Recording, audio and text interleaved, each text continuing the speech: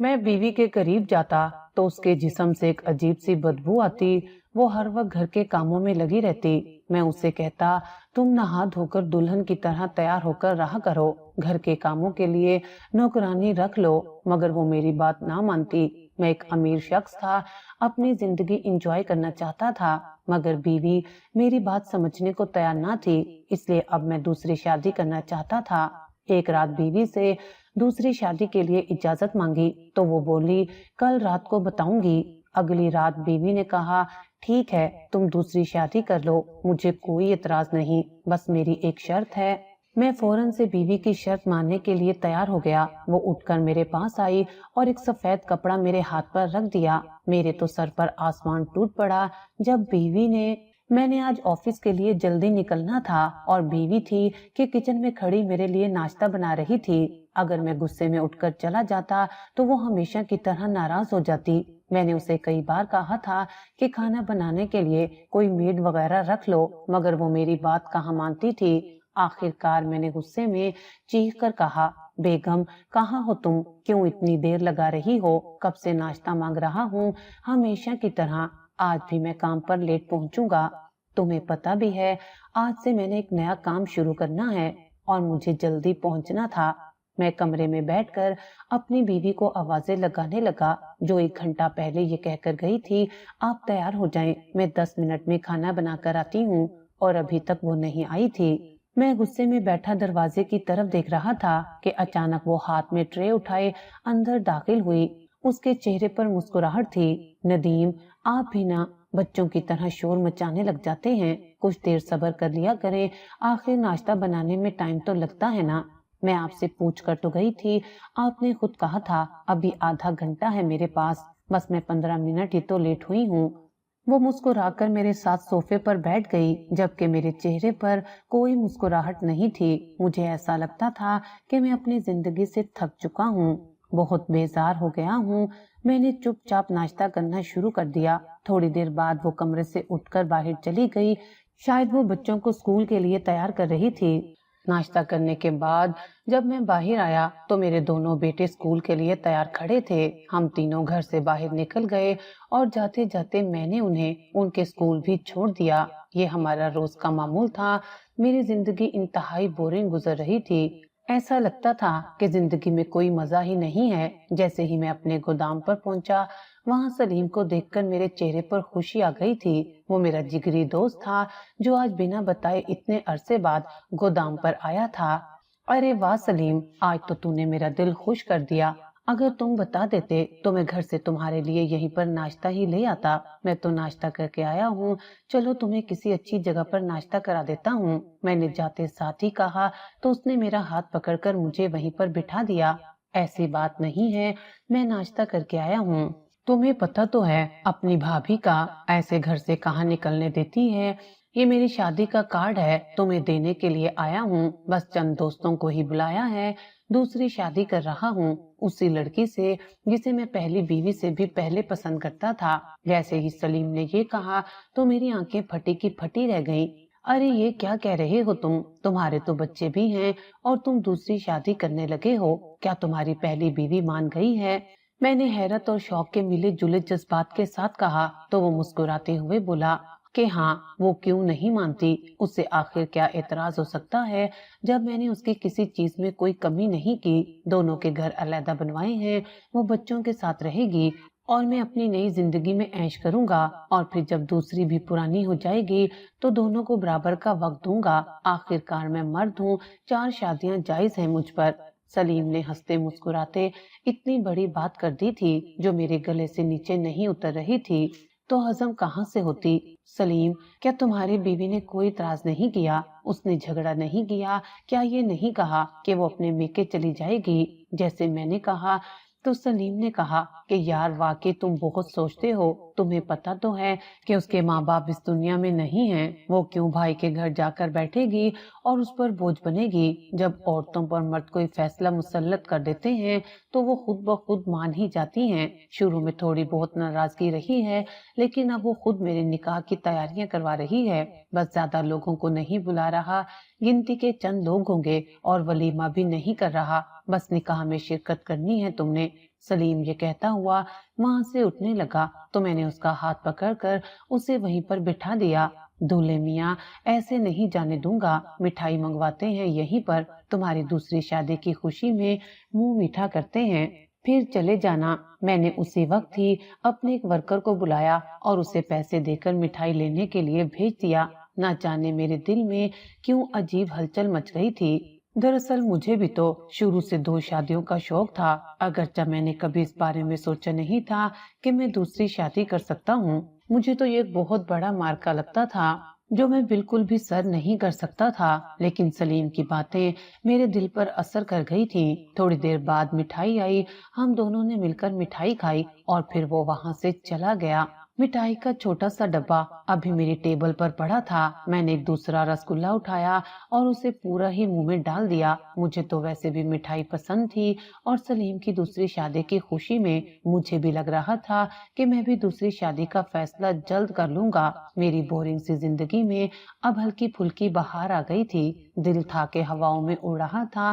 میں فوزیہ کے بارے میں سوچنے لگا تھا، وہ میری کولیگ تھی، اپنا کاروبار شروع کرنے سے پہلے ہم ایک ہی آفس میں کام کرتے تھے اور اب بھی وہ وہیں پر کام کر رہی تھی، مگر میں نے تو ماشاء اللہ سے اپنا کاروبار کھڑا کر لیا تھا اور جو ٹھیک ٹھاک چل رہا تھا۔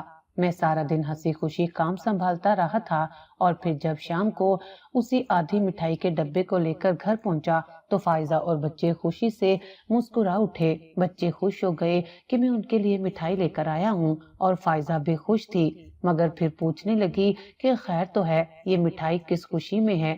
جیسے اس نے یہ کہا تو میری بولتی بند ہو گئی۔ میں اسے سچ نہیں بتانا چاہتا تھا، مجھے ایسا لگ رہا تھا کہ وہ کوئی اعتراض کرے گی کہ آپ کے دوست کیسے ہیں، وہ تو یہ نہیں جانتی تھی کہ میں بھی ایسا ہی ہوں۔ میں نے بس فائزہ سے یہی کہہ دیا کہ کسی ورکر کے ہاں بچے کی پیدائش ہوئی تھی تو وہی لے کر آیا ہے۔ بچے ہنسی خوشی مٹھائی کھا رہے تھے، فائزہ نے بھی مٹھائی کھائی تھی، مگر میں اب بالکل خاموش بیٹھا تھا۔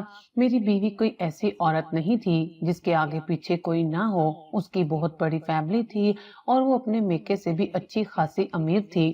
ہر مہینے تو اس کے ماں باپ اسے ایسے ہی تحفے دے کر چلے جاتے تھے، غرض کہ وہ مضبوط خاندان سے تعلق رکھتی تھی، اس لیے اب مجھے ڈر ستانے لگا تھا کہ سلیم کی بیوی کے تو ماں باپ نہیں تھے، اس لیے وہ خاموش ہو گئی، مگر فائزہ کیسے خاموش ہوگی؟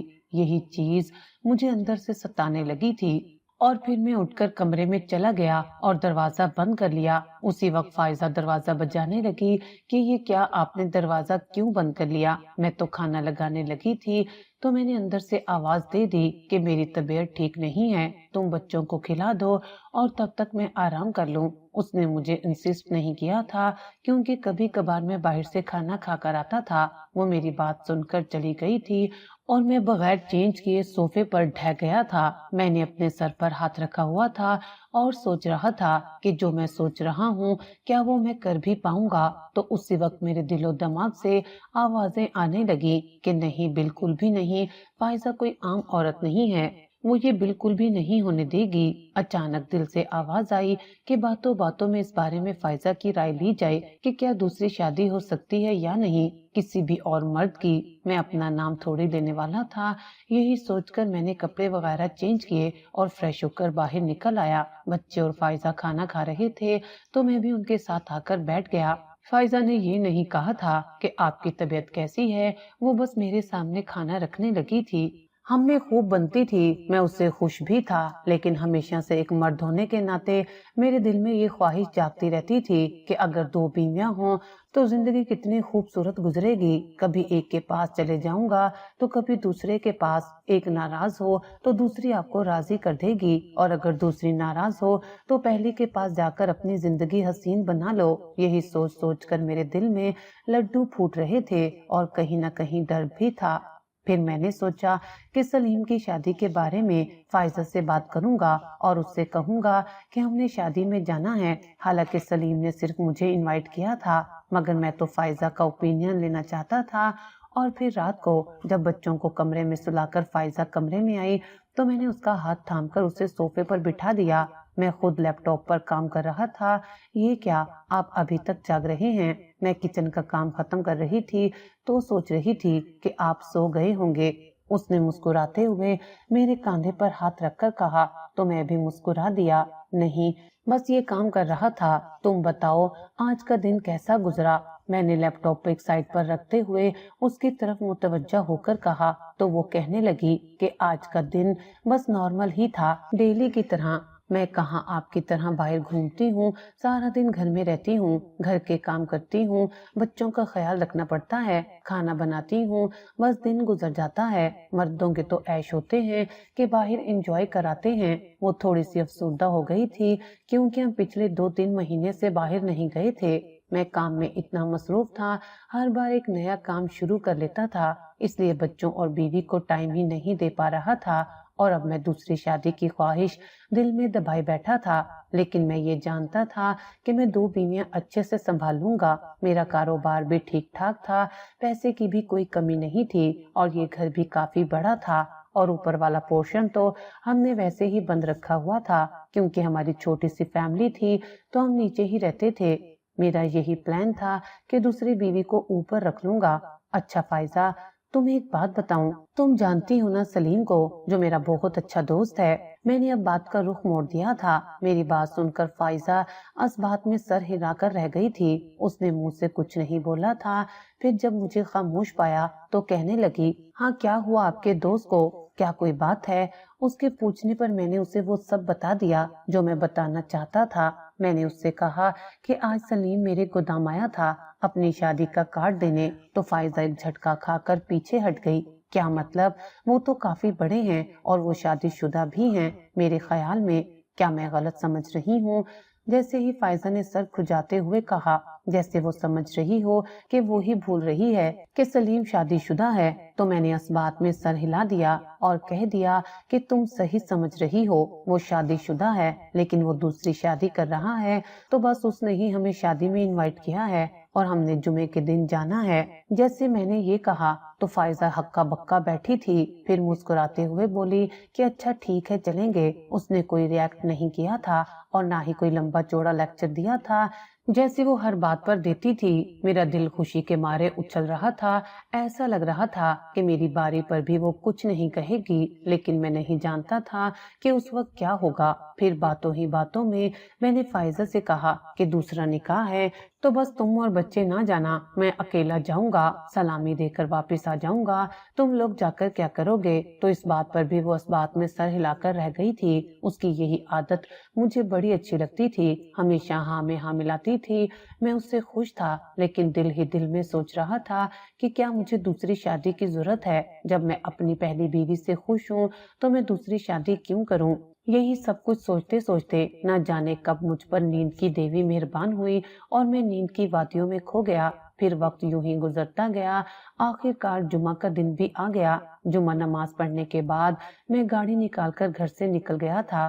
جمعہ نماز میں نے محلے کی مسجد میں ہی پڑھ لی تھی اور پھر گھر آ کر جوتے چینج کر کے اب میں گاڑی سڑک پر لے آیا تھا۔ 15 منٹ کے اندر ہی میں سلیم کے گھر پر پہنچ گیا تھا۔ وہاں پر اس کی پہلی بیوی بھی موجود تھی۔ اس کے چہرے پر کوئی خوشی نہیں تھی، مگر وہ بالکل تیار ادھر ادھر پھرتے ہوئے سارے انتظامات دیکھ رہی تھی۔ اس کے بچے بھی ہنسی خوشی بھاگ بھاگ کر مہمانوں کے بچوں کے ساتھ کھیل رہے تھے۔ بچوں کو تو کچھ پتہ نہیں تھا کہ کیا ہو رہا ہے، مگر اس عورت کے چہرے پر میں نے اداسی دیکھی تھی جس کی سوتن اس کے سر پر آ رہی تھی۔ ایک لمحے کے لیے مجھے لگا کہ یہ بہت بڑا ظلم ہے، لیکن پھر میں نے سوچا کہ جب سلیم کی بیوی نے اجازت دیتی ہے تو میں کیوں ایسا سوچ رہا ہوں؟ پہلی بیوی کی اجازت ضروری ہوتی ہے، اگر وہ اجازت دے دے تو پھر تو کوئی بھی قباحت نہیں۔ میں یہ ساری تسلیاں اپنے دل کو دے رہا تھا کیونکہ اب میں نے ٹھان لی تھی ابھی تو میں نے فوزیہ کو ڈھونڈنا تھا، اس کے ایڈریس کا پتہ چلانا تھا، اس کے نمبر کا کہیں سے جگاڑ کرنا تھا جو پہلے میرے پاس تھا، مگر اب اس کا پرانا نمبر بند ہو چکا تھا اور پھر میں نکاح میں شامل ہو گیا۔ سلیم کے چہرے پر بے انتہا خوشی تھی۔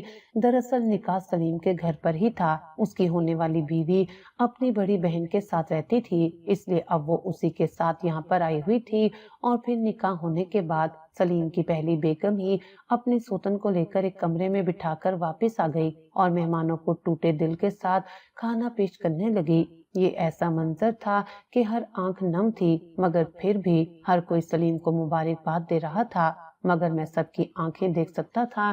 سبھی سلیم کے قریبی دوست اور رشتے دار ہی تھے، مگر کسی نے یہ نہیں کہا تھا کہ سلیم تم نے بڑا اچھا کام کیا ہے، کیونکہ سلیم کی پہلی بیوی ٹوٹے دل کے ساتھ ادھر ادھر پھرتے ہوئے سارا کام آرام سے کر رہی تھی۔ اس نے کوئی شکایت نہیں کی تھی اور نہ ہی چہرے پر کوئی ایسا رنگ لائی تھی کہ لوگ اس پر ہمدردی کرتے، لیکن پھر بھی انسان تو انسان ہوتا ہے اور انسان کی آنکھیں ہوتی ہیں جو سب کو سامنے والے کا چہرہ بڑی آسانی سے دکھا دیتی ہیں۔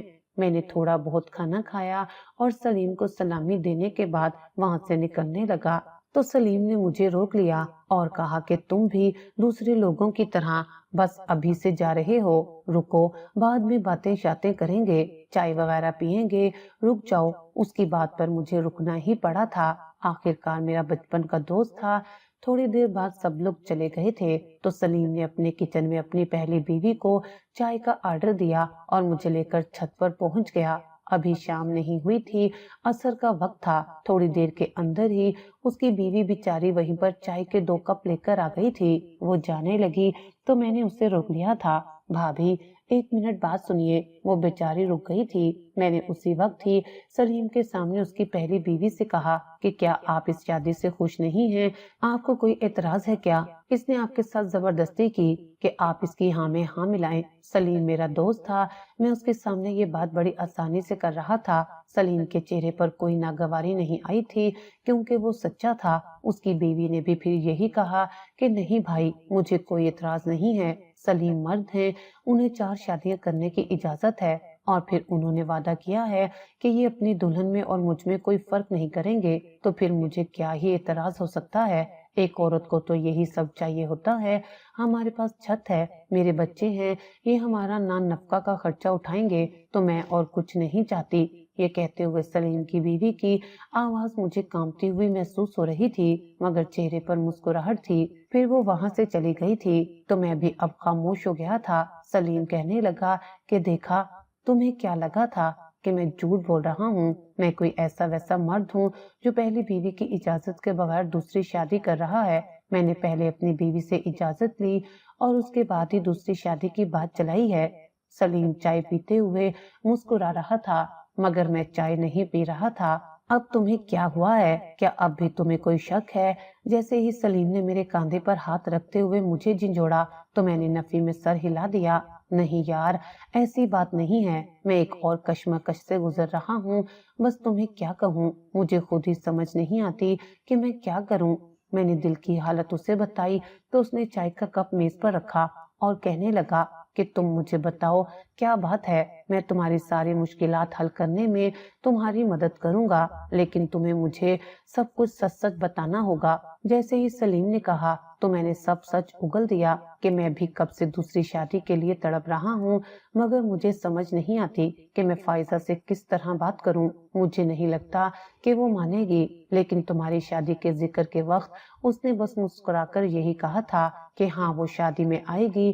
اس نے کوئی اعتراض نہیں کیا کہ تم دوسری شادی کیوں کر رہے ہو، اس لیے مجھے لگتا ہے کہ وہ مان جائے گی، لیکن دوسری طرف میرا دل ڈرتا ہے۔ میں نے اتنی لمبی تقریر ایک ساتھ کی تو سلیم نے میرے کاندھے پر ہاتھ رکھا اور کہنے لگا کہ یار تم ایک مرد ہو، یوں گھٹ گھٹ کر جینے سے اچھا ہے کہ تم ایک ہی بار میں بھابھی سے بات کرو، اس سے اجازت لو اور اپنی مرضی کی دوسری عورت سے شادی کرو۔ بے شک تم بھابھی سے خوش ہو، لیکن یہ تمہارا حق ہے، تم مرد ہو کر ایک بیوی پر گزارا نہیں کر پا رہے تو تم دوسری شادی کر سکتے ہو، بالکل اسی طرح جیسے میں نے کی ہے۔ نگہت اچھی عورت ہے، اس لیے میرے بچے بھی ہیں، میں خوش ہوں، اس سے میرے بچے بھی ہیں، میں خوش ہوں، ہر چیز ٹھیک ٹھاک چل رہی ہے، لیکن میرے دل میں ایک ہوک اٹھتی تھی کہ میرے پاس دوسری عورت ہو جو کم عمر ہو، حسین ہو، میرا خیال رکھے اور میں پھر سے جوانی کی طرف لوٹ جاؤں۔ تو بس اسی لیے میں نے شادی کی ہے اور تم بھی کر سکتے ہو، ڈرنے کی بالکل بات نہیں ہے۔ جس طرح میں نے تقریر کی تھی سلیم نے بھی بالکل اسی طرح ہر چیز ڈیٹیل سے مجھے سمجھا دی تھی۔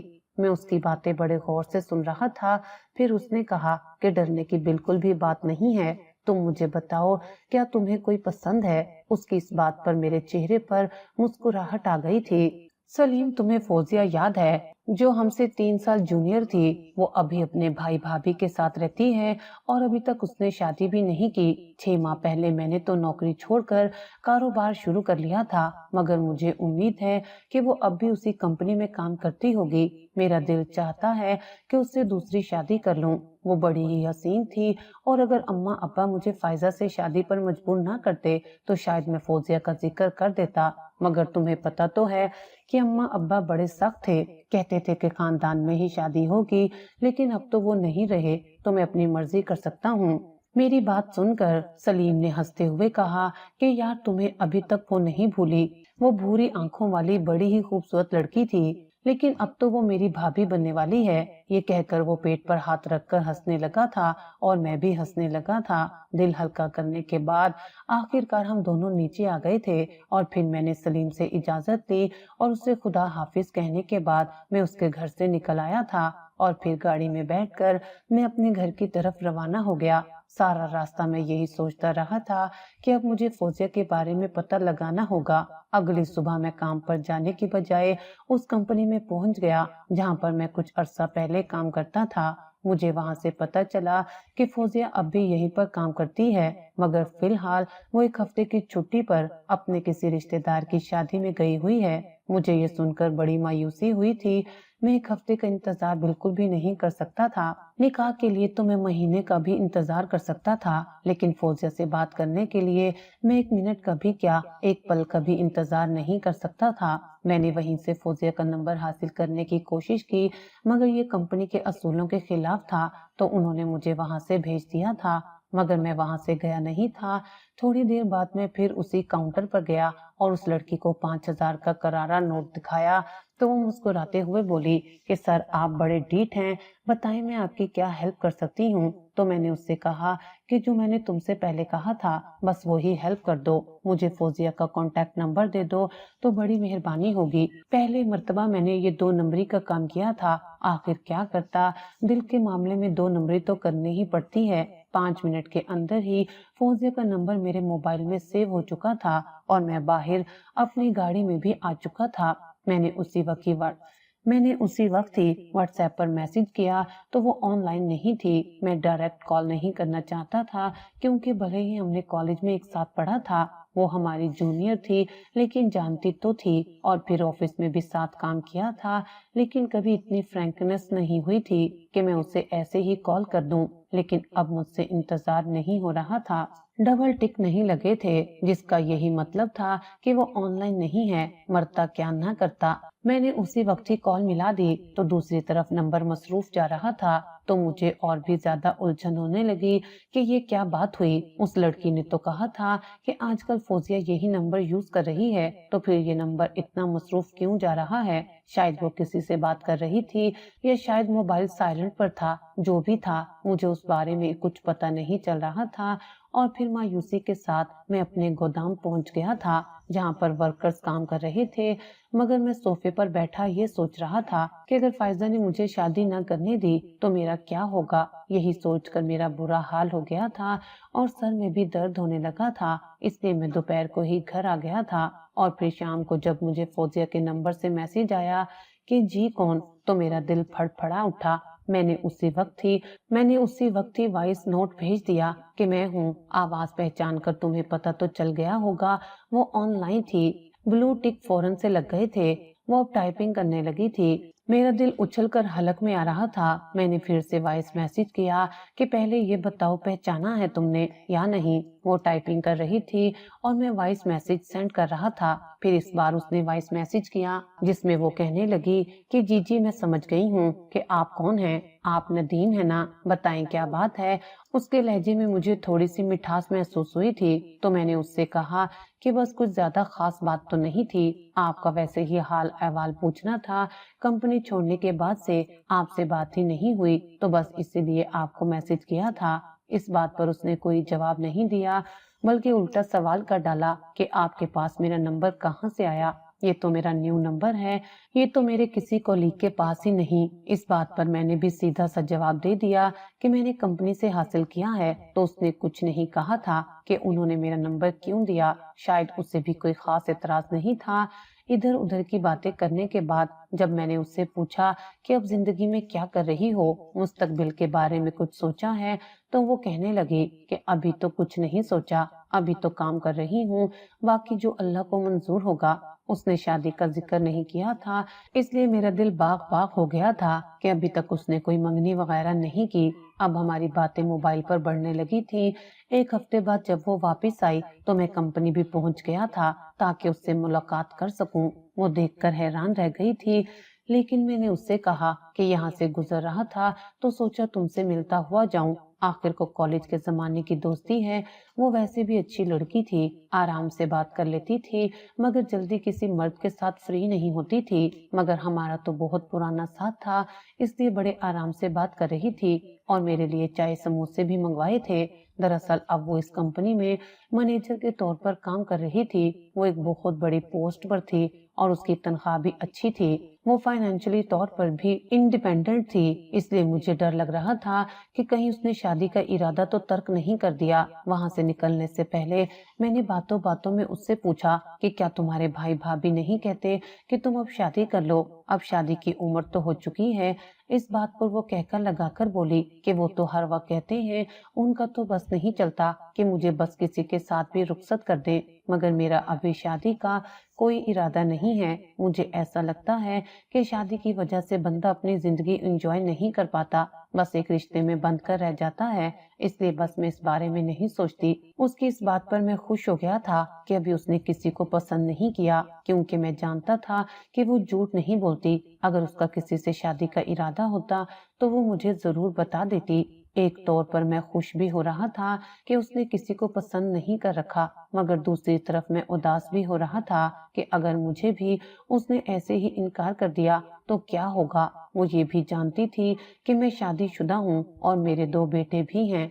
बस मैंने उससे ये कह दिया था कि अपनी पिछली दोस्ती को बहाल करते हैं, अब एक दूसरे से बातचीत करते रहेंगे और अगर तुम मेरे कारोबार में आना चाहो तो मोस्ट वेलकम। इस बात पर वो कहने लगी कि नहीं, मैं यहीं पर ठीक हूँ, मेरे पास इतना सरमाया नहीं है कि मैं आपके साथ पार्टनरशिप करूँ। तो मैंने भी मुस्कुराते हुए कहा कि आपसे बराबर का सरमाया कौन पागल लेगा, आपके पास जितने हैं आप शामिल कर लीजिएगा, हम 50-50 के पार्टनर बन जाएंगे। इस बात पर वो थोड़ा सा मुस्कुराई थी लेकिन फिर नफी में सर हिला दिया था जिसका यही मतलब था कि वो इंटरेस्टेड नहीं है। मगर मैंने उसके चेहरे पर हजार रंग देखे थे। मैं जानता था कि वो एक समझदार लड़की है और मैं ये भी जानता था कि ये ऑफर उसे अच्छी तो लगी है, मगर वो हैरान है कि मैं कैसे इतने कम पैसों में उसे 50-50 का पार्टनर बनाने का कह रहा हूँ।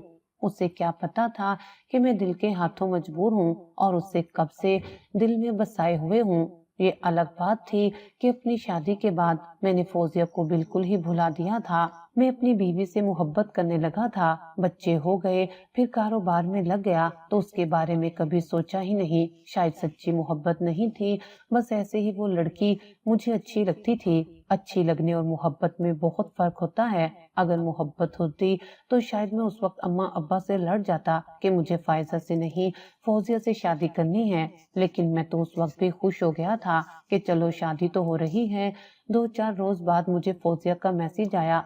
वो कह रही थी कि उस दिन आप पार्टनरशिप की बात कर रहे थे तो मैंने अपने भाई से बात की है, वो कहते हैं कि वो मुझे अपनी तरफ से कुछ पैसे देंगे तो मैं आपके साथ पार्टनरशिप के लिए तैयार हूँ। मैं 50-50 तो नहीं कर पाऊंगी, अगर आप चाहें तो मुझे 30 या 40% का शेयर दे दें। इस बात पर मैंने उससे कॉल कर डाली कि मैं छत पर चला गया اس نے میری کال ریسیو کی اور کہنے لگی کہ ارے آپ نے تو کال ہی کر ڈالی، میں تو بھیا بھابھی کے ساتھ بیٹھی تھی، فوراً سے وہاں سے بھاگ کر آئی ہوں۔ اس کی اس بات پر مجھے تھوڑا شک ہوا کہ وہ بھی میرے بارے میں اس طرح کا کچھ سوچ رہی ہے۔ میں نے اس سے کہا کہ فوزیہ، میں نے تمہیں اس دن کہا تو تھا کہ تم جتنے بھی پیسے دو گی پھر بھی تم پروفٹ میں 50-50 کی پارٹنر بن سکتی ہو۔ آخر کار ہمارا لڑکپن کا ساتھ ہے، کیا میں تمہارے لیے اتنا بھی نہیں کر سکتا؟ اور دوسری بات کہ تم کتنی تجربے کار ہو، تم نئے نئے کاروبار کے آئیڈیاز دو گی تو میرا بھی تو فائدہ ہی ہوگا۔ میں ہنستے مسکراتے چھت پر ٹہلتے ہوئے اس سے بات کر رہا تھا۔ مجھے ایسا لگ رہا تھا کہ راستہ صاف ہے، لیکن میں نے یہ سوچ لیا تھا کہ پہلے اسے پارٹنر بناؤں گا، اس کے بعد شادی کی بات کروں گا تو وہ انکار نہیں کر پائے گی، اور اس دوران میں فائزہ سے اس کی رضامندی بھی لے لوں گا۔ مجھے ایسا لگ رہا تھا کہ میرا راستہ صاف ہو گیا ہے۔ میں یہ نہیں سمجھ پا رہا تھا کہ میں اور زیادہ الجھتا جا رہا ہوں۔ اگلے ہفتے سے ہی فوزی اپنی جاب چھوڑ کر میرے آفس آنے لگی تھی۔ گودام کے پاس ہی میں نے ایک بہت بڑا آفس بنایا تھا جس میں ہم بیٹھ کر کاروباری ڈسکشن وغیرہ کرتے تھے۔ فوزیہ کو آتے ساتھ ہی میں نے کہہ دیا تھا کہ یہ اب تمہارا اپنا آفس ہے، تم 50-50% کی مالک ہو تو تم اپنی مرضی سے آ جا سکتی ہو، تمہیں کوئی روک ٹوک نہیں ہے، اور جب بھی چاہو تو تم کام کے سلسلے میں یا کسی بھی صورت میں یہاں سے پیسے لے سکتی ہو۔ اس بات پر وہ مسکراتے ہوئے بولی کہ ندیم یہ تو تمہاری کرم نوازی ہے، لیکن ایک بات میں کہنا چاہتی ہوں، اور یہ مجھے میرے بھیا نے سکھائی ہے کہ کاروباری معاملات میں کوئی دوستی نہیں ہوتی، اس لیے یہ میں ایگریمنٹ لائی ہوں۔ تم نے خود ہی کہا ہے کہ میں 50% کی مالک ہوں، تو یہاں پر ہم دونوں کے سائن ہو جائیں گے تو پھر یہ پروف رہے گا کہ ہم اس کاروبار میں 50% کے مالک ہیں۔ اس بات پر میں تھوڑا سا ہچکچایا، لیکن پھر جب میرے دل میں شادی کی بات آئی تو میں نے وہاں پر سائن کر دیے۔ تو وہ مسکراتے ہوئے بولی کہ تم بہت اچھے ہو، میں تو ویسے ہی تم سے دور دور رہتی تھی، اب میں تمہارے ساتھ مل کر کام کروں گی اور دیکھنا ہم دونوں کی محنت رنگ لے آئے گی۔ میں اتنا خوش ہو رہا تھا، دل میں لڈو پھوٹ رہے تھے۔ بس میں نے سوچ لیا تھا کہ آج ہی گھر جا کر فائزہ سے اس بارے میں بات کروں گا کہ مجھے دوسری شادی کرنی ہے، اور پھر جیسے ہی وہ اجازت دے گی تو میں فوزیہ کے کان میں بھی یہ بات ڈال دوں گا۔ اور میں اچھے سے جانتا تھا کہ وہ مجھ میں انٹرسٹ لے رہی ہے، وہ تو اب میری پارٹنر بھی تھی، تو وہ مجھے شادی کے لیے کیسے انکار کر سکتی تھی؟ اور اوپر سے اس کی عمر بھی تو اب اچھی خاصی ہو گئی تھی۔ بے شک وہ مجھ سے تھوڑی کم عمر تھی، لیکن کوئی بہت زیادہ جوان تو نہیں تھی کہ اب اس سے کوئی ایسا لڑکا ملتا جو کنوارا ہو۔ وہاں ہم نے سارا دن ایک ساتھ کام کے سلسلے میں گزارا تھا، مگر میری نظریں صرف اور صرف فوزیہ کے چہرے پر تھیں، میں اس پر سے نظریں نہیں ہٹا پا رہا تھا۔ گلابی رنگ کے جوڑے میں وہ بہت حسین لگ رہی تھی، دل چاہ رہا تھا کہ ابھی اسے لے کر کورٹ چلا جاؤں اور ہم کورٹ میرج کر لیں، لیکن ابھی تو میں نے یہ بات اس کے سامنے رکھی ہی نہیں تھی، اس لیے میں اپنے جذبات کا اظہار اس سے نہیں کر سکتا تھا، لیکن میرا دل کہہ رہا تھا کہ وہ مان جائے گی۔ نہ جانے کیوں مجھے یہ الہام ہو رہا تھا۔ پھر رات کا ڈنر بھی ہم نے وہی آفس میں ہی کیا اور 9 بجے تک وہیں پر بیٹھے رہے تھے۔ پھر وہ کہنے لگی کہ میری تو اب نیند سے بری حالت ہے، میں جا رہی ہوں۔ تو میں نے کہا کہ ٹھیک ہے، میں تمہیں ڈراپ کر دیتا ہوں، تم اپنے ڈرائیور کو مت بلاؤ۔ تو وہ کہنے لگی کہ یہ تو بہت اچھی بات ہے، اگر مجھے روز پک اینڈ ڈراپ بھی مل جائے تو اور میں کیا چاہتی ہوں۔ میں نے تو آج کا کہا تھا، لیکن وہ روز کا ذکر کرنے لگی تھی، جس کا یہی مطلب تھا کہ وہ میرے ساتھ رہ کر خوش ہے۔ ہم دونوں گاڑی میں بیٹھے اور 10 منٹ کے اندر میں نے اسے اس کے گھر پر ڈراپ کیا۔ تو وہ کہنے لگی کہ اندر چلیں، بھیا بھابھی سے ملیں، تو میں نے کہا کہ نہیں، پھر کبھی، رات ہے، اچھا نہیں لگتا۔ وہ بائے کرتی ہوئی چلی گئی تھی اور میں بھی اپنے گھر کی طرف روانہ ہو گیا تھا۔ جب میں گھر پہنچا تو میں یہ دیکھ کر حیران رہ گیا کہ ابھی تک بچے جاگ رہے تھے۔ میں نے فائزہ سے پوچھا تو وہ کہنے لگی کہ دراصل ان کے امتحانات آنے والے ہیں، تو بس اسی وجہ سے وہ تیاری کر رہے ہیں۔ آپ کہتے ہیں تو میں سلا دیتی ہوں۔ وہ سمجھ گئی تھی کہ میں بچوں کو جاگتا ہوا نہیں دیکھنا چاہتا، دراصل وہ سمجھ رہی تھی کہ میں اس کے ساتھ وہ وقت گزارنا چاہتا ہوں جو میاں بیوی اکیلے میں گزارتے ہیں۔ وہ غلط سمجھ رہی تھی، میں تو بس یہ چاہ رہا تھا کہ بچوں کی غیر موجودگی میں فائزہ سے وہ بات کروں جو میں کرنے کی ٹھان چکا تھا۔ میں نے اس سے کہا کہ نہیں، بچے تو اپنے کمرے میں بیٹھے ہیں، تم بس کمرے میں آ جاؤ، مجھے تم سے ایک بہت ضروری بات کرنی ہے۔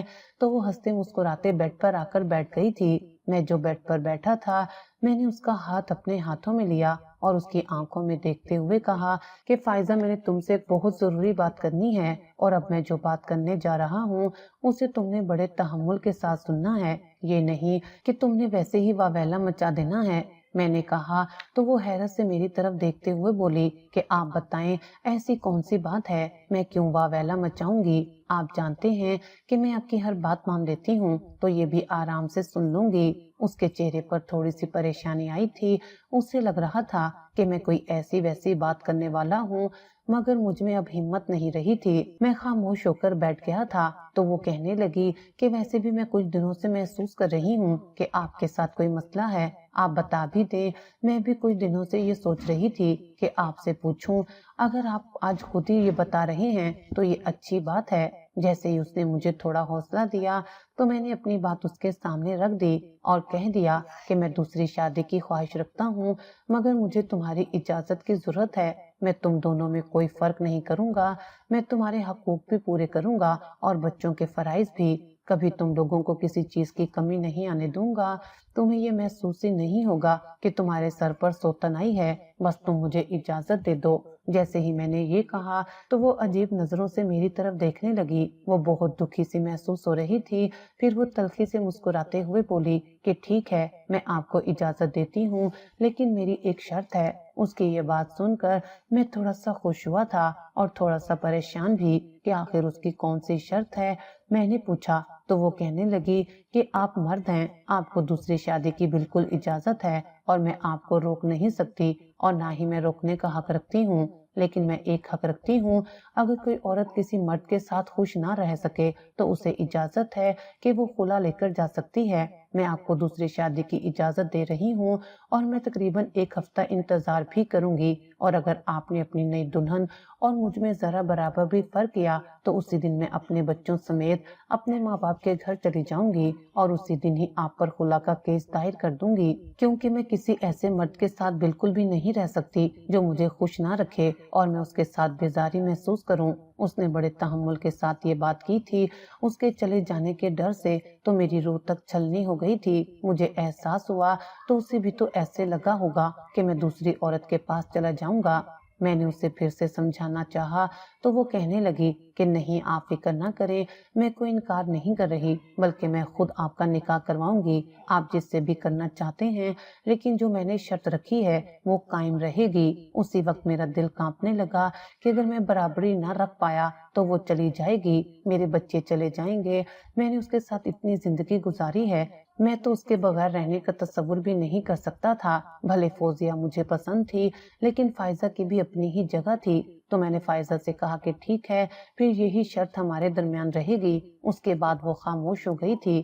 اگلی صبح سویرے اٹھ کر میں کام پر نکل گیا تھا۔ میں نے سوچ لیا تھا کہ آج میں فوزیہ سے اس بارے میں بات کر لوں گا۔ میں نے دل پر پتھر رکھ کر یہ سوچ لیا تھا کہ بس میں برابری کر لوں گا، حالانکہ کہیں نہ کہیں میں بھی سوچ رہا تھا کہ میں کبھی نہ کبھی تو فرق کر ہی بیٹھوں گا۔ اس بات سے مجھے جھرجھری سی آ جاتی تھی، لیکن فوزیہ سے شادی کا جنون بھی اپنی جگہ قائم تھا۔